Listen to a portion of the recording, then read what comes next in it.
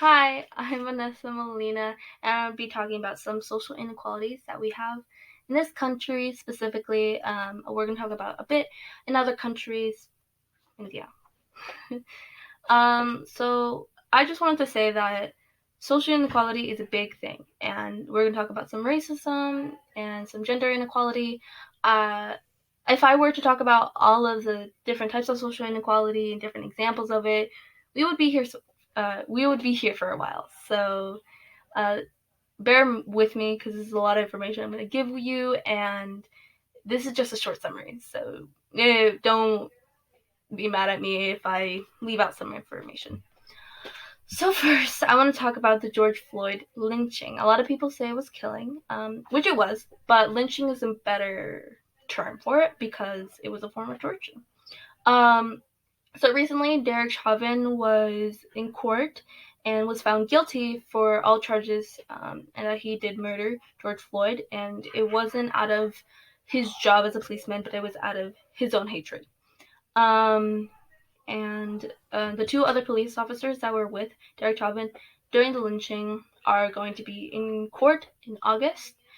So look out for that. And yeah, I think the George Floyd killing was a very important part in history, an important part for this world because it did open up a lot of eyes to, hey, black lives are being killed solely because they're black, not because of their character, as like Dr. Luther King Jr. said, uh, judge me by my character or something like that. Another example of social inequality was Dante Wright. Dante Wright was pulled over, actually near where George Floyd was killed, and Kim Potter shot him and was confused with a taser and confused the gun with a taser. Kim Potter was a police officer for more than 20 years. I think by that time, after more than 20 years, you could recognize a gun versus a taser. So I truly believe that she did not confuse the gun with a taser. A taser is bright yellow, and the gun that she had was black, was a dark black. So you couldn't have confused it. And it kind of gets me a little bit confused of how a lot of people are like, well, she confused it with a taser. How do you confuse a taser with a gun? There's a big difference. Maybe they might feel the same, but when you look at it and you're prepared to shoot somebody or taser someone, you might want to check the weapon. Just a little thought. Um, but it's not only social inequality is not only towards black people, it's also towards indigenous people, Native Americans. I don't say Indians because a lot of people use the term Indians and don't realize what they're saying. Christopher Columbus called Native Americans Indians because when he first landed in America, he called them Indians because he thought he was in India. So I prefer to say that they are Native Americans, not Indians, because it was a geographically incorrect and it was just a misconception. So if you could start saying Native Americans, that'd be great. But a lot of people are using Native Americans as their mascot. A lot of people are using their land and being rude towards indigenous people and using their culture, you know, like dream catchers. Those are indigenous people's things. Those are their stuff, and you don't respect that culture. That's some social inequality right there. And then we also have Asian hate.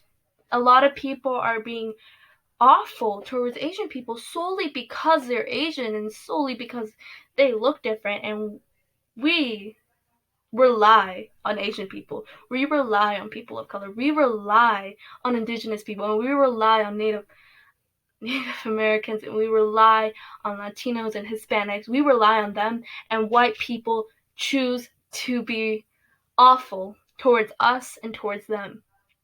And that is unfair. And that is social inequality. Um, with the back to Asian hate, I kind of like went over that. It's a big deal. The cases have been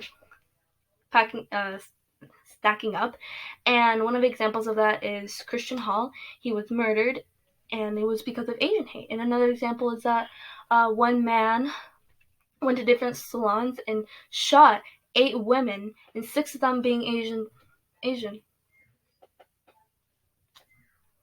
And then what gets me a bit more riled up is that the police officers, what they came to the conclusion was that this man that shot 8 people had a bad day. He had a bad day. I'm sorry if I'm a bit confused. I've had a bad day, and I bet you've had a bad day.